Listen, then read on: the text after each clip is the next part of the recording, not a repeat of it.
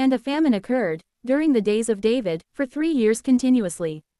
And David consulted the oracle of the Lord. And the Lord said, "This is because of Saul, and his house of bloodshed. For he killed the Gibeonites." Therefore, the king, calling for the Gibeonites, spoke to them. Now the Gibeonites were not of the sons of Israel, but were the remnant of the Amorites. And the sons of Israel had sworn an oath to them, but Saul wished to strike them in zeal, as if on behalf of the sons of Israel and Judah. Therefore, David said to the Gibeonites, "What shall I do for you? And what shall be your satisfaction, so that you may bless the inheritance of the Lord?" And the Gibeonites said to him, "There is no quarrel for us over silver or gold, but against Saul and against his house. And we do not desire that any man of Israel be put to death." The king said to them, "Then what do you wish that I should do for you?" And they said to the king, "The man who unjustly afflicted and oppressed us, we ought to destroy in such manner that not even one of his stock may be left behind in all the parts of Israel. Let 7 men from his sons be given to us, so that we may crucify them to the Lord in Gibeon of Saul, formerly the chosen place of the Lord."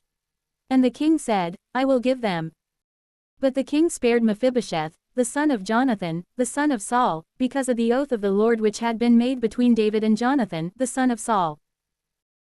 And so the king took the 2 sons of Rizpah, the daughter of Aiah, whom she bore to Saul, Armani and Mephibosheth, and the 5 sons of Michal, the daughter of Saul, whom she conceived of Adriel, the son of Barzillai, who was from Maholath. And he gave them into the hands of the Gibeonites. And they crucified them on a hill in the sight of the Lord. And these 7 fell together in the first days of the harvest, when the barley is beginning to be reaped. Then Rizpah, the daughter of Aiah, taking a haircloth, spread it under herself on a rock, from the beginning of the harvest until water dropped from heaven upon them. And she did not permit the birds to tear them by day, nor the beasts by night. And it was reported to David what Rizpah, the daughter of Aiah, the concubine of Saul, had done. And David went and took the bones of Saul, and the bones of his son Jonathan, from the men of Jabesh-Gilead, who had stolen them from the street of Bethshan, where the Philistines had suspended them after they had slain Saul at Gilboa. And he brought the bones of Saul, and the bones of his son Jonathan, from there. And they collected the bones of those who had been crucified. And they buried them with the bones of Saul and his son Jonathan, in the land of Benjamin, to the side of the sepulchre of his father Kish. And they did all that the king had instructed. And after these things, God showed favor again to the land. Then the Philistines again undertook a battle against Israel. And David descended, and his servants with him, and they fought against the Philistines. But when David grew faint, Ishbi-benob, who was of the ancestry of Arapha, the iron of whose spear weighed 300 ounces, who had been girded with a new sword, strove to strike down David. And Abishai, the son of Zeruiah, defended him, and striking the Philistine, he killed him. Then David's men swore an oath to him, saying, "You shall no longer go out to war with us, lest you extinguish the lamp of Israel." Also, a second war occurred in Gob against the Philistines.